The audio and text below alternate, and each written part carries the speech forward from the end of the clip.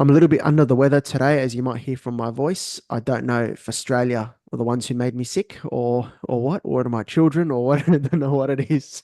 Hey everyone, welcome to another episode of the CricBlog Podcast, where we'll be reviewing an unbelievable series win for Pakistan in Australia in the ODIs, and touch on a lot of other different topics. And Nash, we've been focusing a lot on India in recent weeks because of their Yep. 3-0 loss in New Zealand, but I'm sure you'll be happy to be focusing on Australia today. Yeah, absolutely. Absolutely. We'll be focusing on both India and Australia pretty soon as well. So, Yes. yes. So what happened there? I think from a non-Australian point of view, Pakistan just played really good cricket. Mm. But what do you make of that series loss? I think how you can sum it up is Pakistan's fifth bowler bowled a total of 3 overs in the whole series, and they still won. That just goes to show everything you need to know about our batting in this series. Um, And yeah. where do you rate Jake Fraser McGurk now? Yeah. So I just tweeted that to be a successful one-day player, I think he's got a lot of work to do on the training pitch, in the nets. A couple of dismissals in the series. You look at his front leg. We're taught you have to have that leg bent, head over the ball. He's driving Yep. with a very straight leg, and their head's nowhere near the ball. So, you can hit your way out as much as possible, as much as you can, as much as you want to, but you're going to get found out when the ball's moving around a bit. In ODI cricket, in T20 cricket, you can get away with it. That's where his best format is at the moment. But if you want to succeed in the longer formats, you've got to be a little bit better technically. And I think that's where Australia went wrong, particularly in the third game. We didn't have anyone there who could sort of steady things. Lots of Yep. T20 sort of players with that sort of mindset, and that's why we got bowled out so quickly. But credit to Pakistan, their fast bowlers were amazing. Shaheen Shah Afridi, that's the best he's bowled in a long time. Harris Rauf as well. These guys were listless a year ago in the World Cup, but they came here to Australia and they dominated. They really did. And even in the first ODI which Australia won, Yes, the question remains how did they win that? Because the Cummins. batsmen tried all their tried their best to lose that for Australia, and no one really played the long innings. We got a couple of starts, and Steve Smith with 44 and Inglis with 49, but no one really stayed at the crease. And then Cummins, as usual, God's favorite child, came in and did the job. We could have been swept 3-0 had it not been for Pat Cummins. And I've always said that there's always a room or a spot for, an accumulator in the ODI setup. I know we've got Smith and Marnus in there, but even with those two players, we were bundled out in Adelaide and bundled Yep. out in Melbourne almost. I think there's always room for batting the long haul and almost constructing an innings. That's important. Constructing an ODI innings is still important, even in this age of T20. But I think a lot of players or a lot of teams have So lost the so art of that. And I think so England what are in you're the boat. saying is teams need an anchor. I think so. I mean, that word it's a swear word on Twitter, isn't it? The anchor. But I think there's always room for it in one day cricket Absolutely. because you need to be Absolutely. able to And construct. If you've got a team full of T20 players, you might score 400 one day, but you're going to be bowled out in 35 overs most days. And yesterday's India loss to South Africa showed the importance of an anchor in T20s as well. That you can't always rely on batters going gung ho Mm. from ball one till the ball Especially 120. if And conditions have something in it for the bowlers, which they exactly, do have in exactly. Australia the last few years, and this series was no different. Yep. What So what what most fans and experts seem to sort of forget is cricket is a horses for courses sport. It's not, you can't have five Glenn Maxwell's or you can't have five Steve Smiths.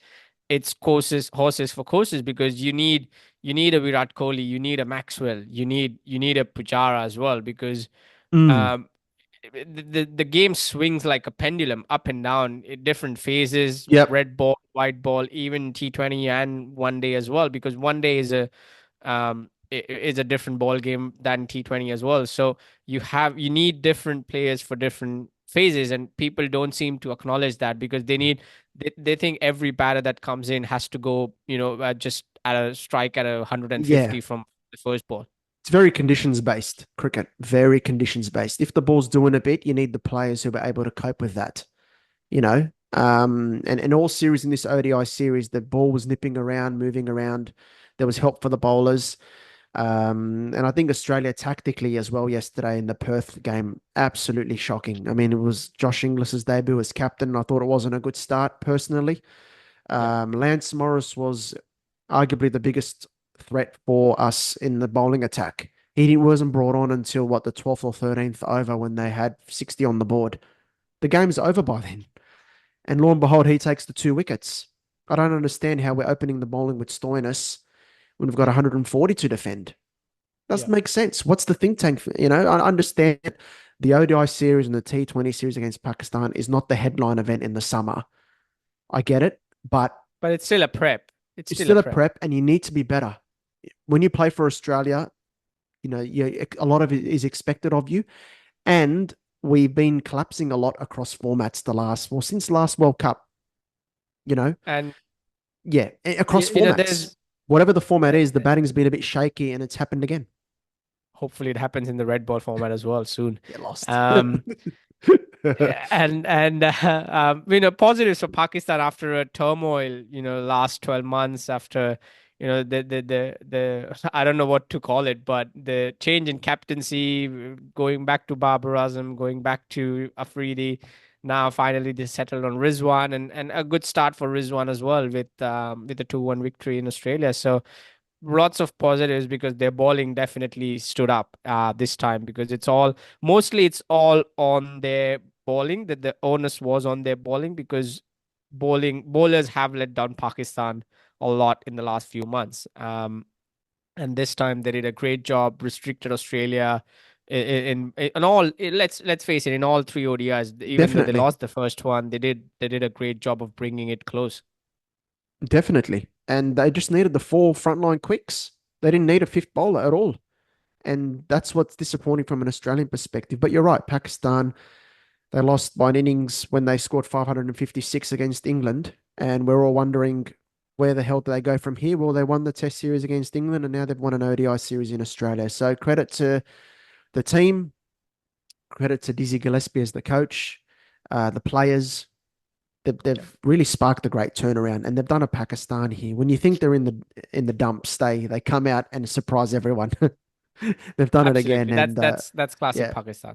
totally deserved to win this series, and they could have easily won it 3-0. The fast bowlers, to see Australia struggle like that against pace is credit to, well, it's a problem for Australia, of course, but it's credit to Pakistan as well. They dominated well and Yeah, truly. absolutely. They absolutely Absolutely. smashed us. And we've got work to do with our batting. And I think as well, the World Cup in South Africa is only just over 2 years away now. It comes quickly. So you're going to have to It start thinking, does. if your first 11's not playing or your first 11, players are not there, who's next in line? Um, and that team yesterday was very much a shortest format of the game team. Lots of T20 players in there. Stoinis hadn't played a list A game for a year. His Yeah. ODI record Well, since 2019 has been shocking. So we've got some thinking to do there about who's next in line. and Australia have actually got an opportunity to make it right with the three T20s coming up against Pakistan. So again, Josh Inglis, the captain, will be a good test for him before the team. There'll be lots of opportunities for this young Australian. Cooper Connolly, Bartlett, even someone like a Sean Abbott as well, who has been in and out of the team. Spencer Johnson, Matthew Short. There's lots going on there for the Australian T20 team. What do you think? I like the look of Spencer Johnson. I thought he bowled really well in that third game. Got the ball moving around nicely. Was unlucky not to get a wicket at least.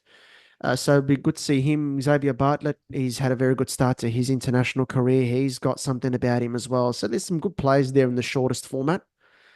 Yeah, it would be good to bounce back in that series, but we need more clarity on what the ODI team's going to look like when the first 11 is not there.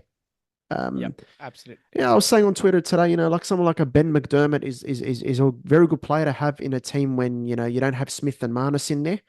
Ben McDermott is a player you can. I don't want to see Australia sort of cast him aside. I'd like to see him still in the mix because he's hit 100 and a 50 in 5 ODIs, and he's the Yep. sort of player that can hold things together. And you need that player in ODI cricket. So yeah, we'll look absolutely. forward to the T20s and see what happens there because it's going to be a test by pace again, no doubt about it. And with the loss in the one day series, there's questions regarding Australia for the upcoming Champions Trophy as well. And it's maybe 4 months away now, February, We'll March, surprise four everyone months and win away. it. That's what we do.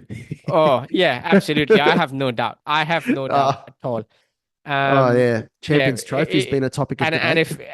if India is not even there, that'll make it more interesting. I can't see that happening. I'm sure we'll touch on it. We'll touch on it in this podcast, the Champions Trophy debate. But you never know with Australia when it comes to these sort of ICC tournaments. We tend to surprise everyone, and we'll have sort of Travis Head at Yep, the top. Who partners him at the top remains to be seen.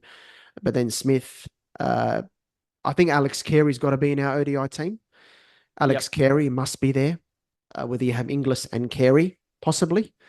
They're both good players. Um, but yeah, we'll see what happens, depending on the India series, whether everyone's fit, and then the Sri Lanka test series and see what happens after that. And then hopefully we're in a good spot for the Champions Trophy. But some work to do in that yep. format.